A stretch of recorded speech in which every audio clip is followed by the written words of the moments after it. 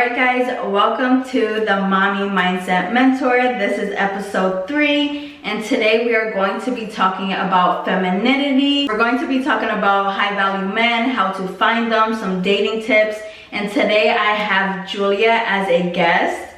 So I'm super excited to hear from her because I found her through a mutual friend on Instagram and I've been loving all of the tips that she's been posting on her Instagram story. Even though I'm in a relationship, I'm like, I wish I would have known these things before. But even though I'm in a relationship, these are things that can still apply to me now.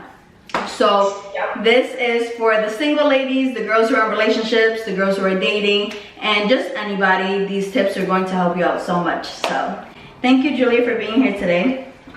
Yes, super excited. Thank you for having me. Okay, so to start off, you post a lot about like femininity. What's the difference between feminism and femininity?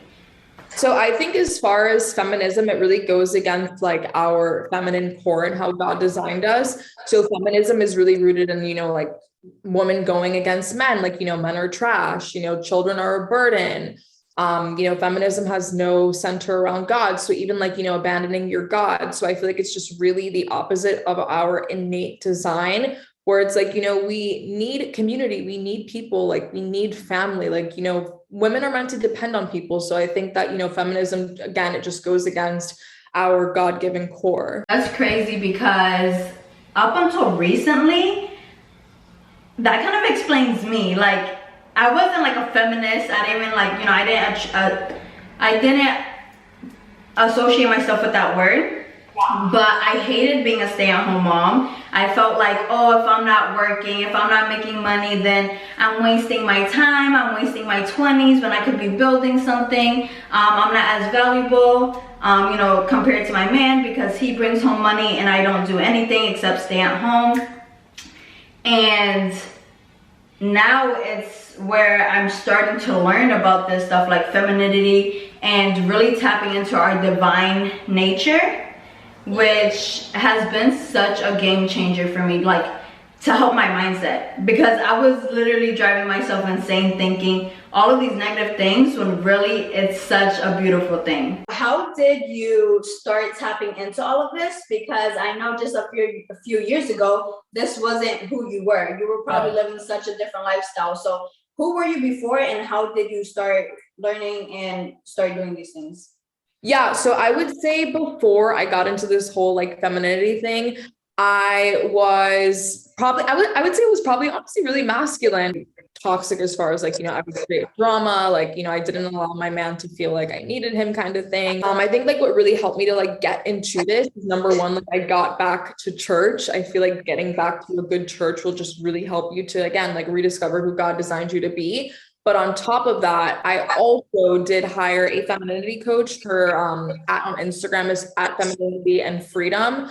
And I worked with a femininity coach for 3 months at the beginning of this year. And I feel like that just like really set me off and like skyrocketed me into just like completely diving into this realm.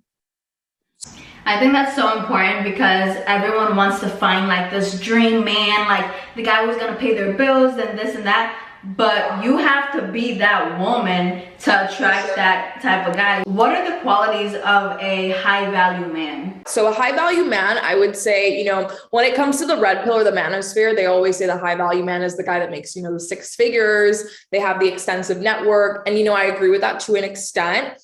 But I would say, a high value man in my eyes is definitely someone, first of all, that has a faith. I mean, I'm a Christian. So of course, like to me, high value, like automatically you have to have some type of relationship with God. I would say second thing definitely is like a man that can provide. Mind you, this doesn't mean a man has to make 6 figures to provide, but you should at least be like, the man should at least be able to provide shelter, clothing, food, like those basic life necessities. He doesn't have to provide Gucci bags and, Greece trips to be a high value man.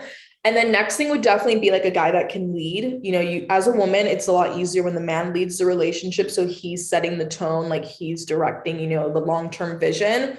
And then also like a man that can protect you. So I just say, like a guy that works out, like he's strong, he can use a firearm. Like, when you're around him, you don't feel like, oh, like, am I going to die? Like, what if someone runs up on me? Like, can this guy actually protect me and my offspring? So how does a woman attract a high value man? I think a woman attracts a high value man by, first of all, take responsibility for yourself. A lot of women just simply avoid self-responsibility. Like I know a lot of girls will just sit here and be like, oh, like the men are trash. There's no good men. F all men.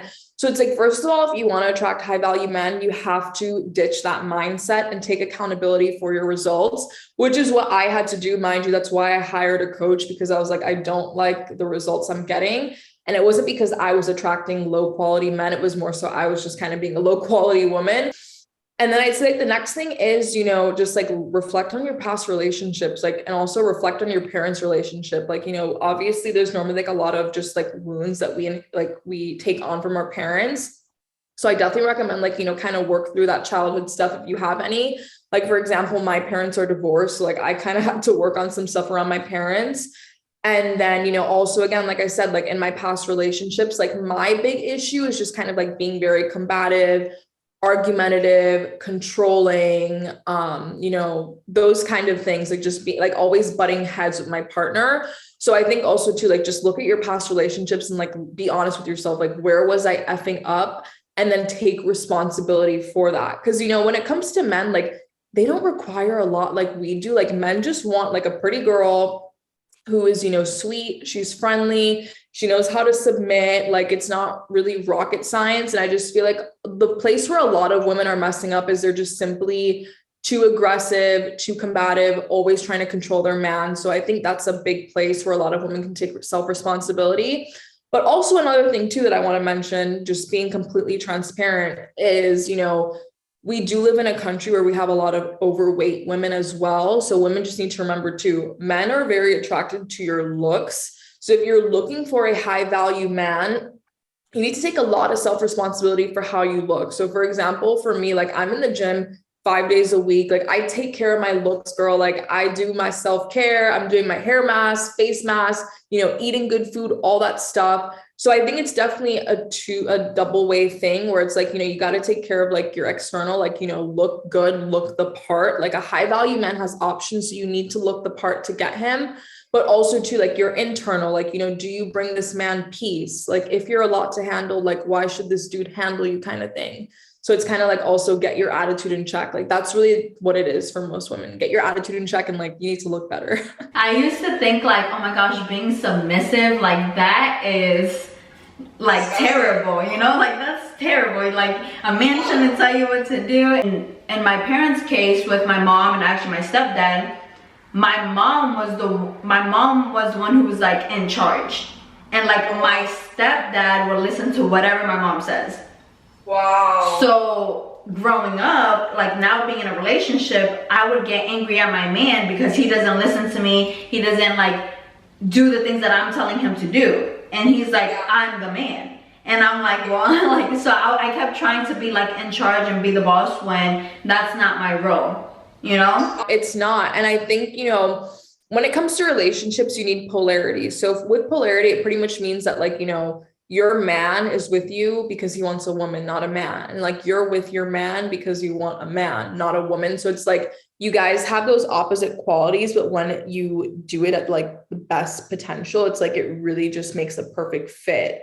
So I get it. Like I used to think the same thing. Like when I heard the word submissive, I was like, I'm not going to be your doormat. But it's like there's so much power in being submissive. It's not letting your man walk all over you. But it's just like, for example, like if he's, telling you like, hey, let's do something this way. It's like, rather than, being so quick to argue with him, it's like, actually hear him out. And like, if you have a solid man, like that man has the best possible intentions for you most of the time. So it's just like really taking a step back. Like feminine women know how to lean back and let their man lead. And it's like when we're trying to lead our men, then we take them out of their God-given role. I think I've like read where it says like the man is the head and the woman is the neck and we're there to support them. And like our role is, to give them advice, to support them. But at the end, they have like the ultimate decision. And that's why it's so important to pick a man who's going to be a good leader right? Who has good discernment. And I think I've seen you post this on your story, so chime in if you remember. Like, Yeah. relationship isn't all about those things or about looks. It was something about emotionally and like logically. Okay, yeah. So what I was saying is that when women choose partners, they're choosing their partners too much rooted in emotion versus rooted in logic. So kind of like we were saying with the submissiveness thing. I always tell women, when you're choosing a partner, like submitting to your partner wouldn't be hard if you just chose a man whose lead you trusted. Like if you find a man whose vision is aligned with yours, you wouldn't have a problem submitting to him. But it's like too many women are choosing men just based off of like, is he hot? And it's like, dude, like there's a lot bigger things than like, is the guy hot? Like, don't get me wrong, I'm not going to date an ugly dude, but I also don't need to date a 10 because like I said, again, like you need to be with a man whose vision you are aligned with. 20 years from now, like, do you guys want to be in the same place? Like, that's what really matters. And that's what I mean by thinking logically when you choose a partner. Don't only think emotionally. And also, too, guys, like, just keep in mind, love is a choice. Like, you don't wake up every day feeling in love. So, again, that's why I say don't choose someone based off of like emotional spark, because there's going to be days where like you're not going to want to love them. But guess what? You're going to have to do that anyways. So, that's why you choose a man based on logic who, like, even if like some days are bad, it's like, this is the man that I know, like I'm called to do life with. And like, we're called on the same vision and we're called to create the same thing. That's what I mean when I say, choose a man logically, not just emotionally. And I always tell people too, like, don't look to fall in love, look to grow in love. Because again, like if you're going off of Disney princess sparks, like, dude, you're not going to wake up every day feeling sparks for your man. So you have to get someone that like, even on the days where you don't like them, you're at least like, well, this man has a faith in God. He works hard. He loves me. He respects me. Stuff like that is going to keep you there. And I agree. I think, when you have an exit plan, it's like, then what does it really mean? And like, I know a lot of people, like, they'll always like talk about, like divorce before they even get married. It's just like, why are those things even in your head? I understand, of course, life happens, but it's like, when you go into a business expecting it to fail, or when you go into a marriage expecting divorce to be an option, like when those options are available, you're typically going to take advantage of those options sooner or later. Let's be real. Next question would be, where can these women, right, after they've been working on themselves, right, like let's get to the point where they're working on themselves, they're doing their hygiene, where can they find these high value men at? So I would say to find high value men, first place that I always recommend is like they're at the gym. I mean, regardless of what time you go at, like, I feel like there's always going to be high value men in the gym. Like, high value men work on their bodies. So they're always going to be in the gym. First of all, second of all, too, if like you go to church, tons of high value men there as well. And then I also recommend, like going to, for example, like nice restaurants, upscale bars, even like, nicer grocery stores. So for example, like Fresh Markets, Whole Foods, more of like those higher end niche supermarkets. And then you also have like, for example, like car shows. There's one in South Florida that I go to called Supercar Saturday. Like, I mean, girl, there's like Lamborghinis, McLarens, like those men have money. And obviously don't choose a man just based off of money, but I'm just saying, I mean, the money doesn't hurt, but also have a man with morals as well. And then, I mean, otherwise, you have like, basketball games, baseball games, stuff like that. If like you're into that, you can go to those kind of things. Cigar bars, guys that smoke cigars have money. I have verified that. Cigars are expensive. And, pubs too. I feel like, yeah, there's a lot of places, but I think the key is, you can meet a high value man at Walmart. Like, let's be real. You can meet them anywhere, but I feel like the key is women need to remember that men are going to initially attract you based, like talk to you based off of, your attractiveness.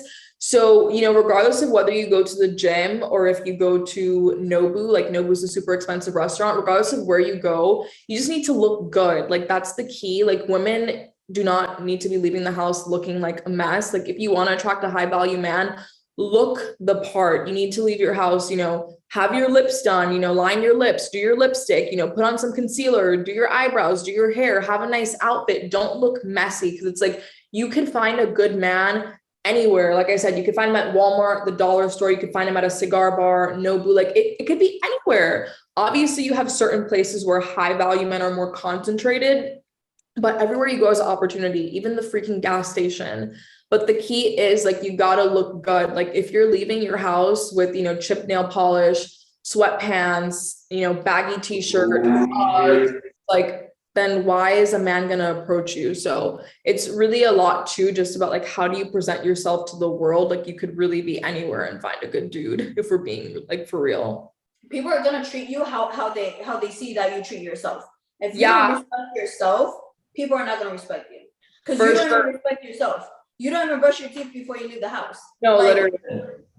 Yeah. And I also think too, just to add on top of that too, I think, on top of like, I just mentioned, being mindful of like how you dress, but I even think to take a step forward, like, feminine clothing is, stuff, for example, like, pastels, skirts, dresses, things with ruffles, like, obviously if you don't want to dress like that, like don't force it, but I'm just saying like it comes off more feminine. And, like if you're trying to attract a high value man, like don't go out in like, your hoochie mama booty shorts with like your butt hanging out, or like, just don't be showing too much. Like obviously, you can be seductive without looking like cheap and trashy. So kind of just know the line. Like for me, whenever I go out, obviously like to the gym, for example, I'll wear shorts, but like otherwise, like I love to go out in like, a nice like skirt, a nice like maxi dress, midi dress, stuff like that, where it's like, you look feminine, like you look hot, but it's like you're not bearing off like every single inch of your goods to the world. Because, high value men are not going to want to see that, because they don't want their women, being for everyone. Like they don't want you looking like you're for the streets. Yes, like I feel like that is something that has really helped me in my teenager years. Like I haven't been in that many relationships, but modesty was always something that was instilled inside of me, like going to church. They were always teaching me that. And so I felt like I was able to attract good guys who had good intentions versus the other girl who was wearing, booty shorts and stuff like that. Like, yeah, you're gonna get attention, but not all attention is good attention. Not the kind of attention that you want, that's for sure. Just to kind of like end it off, I think we talked about a lot of good stuff. What are the characteristics of a feminine man? Because maybe a female's in a relationship with one and she doesn't even know it. Yeah. So a feminine man, that question is like, wow, because I don't even deal with those. I've never dealt with like feminine men really, but off the top of my head, I would say a feminine man, number one, is the guy that just like can't lead direction in a relationship. Like I'd say those men that say like, let's go with the flow, let's see where this goes. Like that's definitely a very like feminine trait, just like a man that, cannot lead direction, like has no vision for life, doesn't know where he's taking you. Also like a feminine man, a guy that's like doesn't have a commanding presence. Like, he's not making an effort to, be stronger, learn self-defense, like learn new skills. A feminine man is also a guy that like wants to leech off of a woman. Like he wants to be provided for versus providing for you. Those are three things that come off to the top of my head. Like, again, I honestly don't deal with feminine men. So it's just like, I'm like, honestly, what even are those? But those would be like, I think the top three major red flags I'd look out for as far as like, is he a feminine man? Yes, those are amazing red flags. Yes. Because, sometimes a woman would go out on a date with a man. It's the first date. He's already saying, let's split the bill. Yeah, red flag, major red flag. I always tell girls, like, look, if you're splitting the bill with a guy, like you do not talk to that guy ever again, because men are providers. And I get it. Like, everyone's like, oh, well, it's 2022. So it's like women can provide too. Like, yeah, you can provide, but it's like, you're going to regret and resent that man later on, especially like if you have kids with a dude that's making you split bills 50-50, like you're going to regret that and you're going to divorce him, like most likely.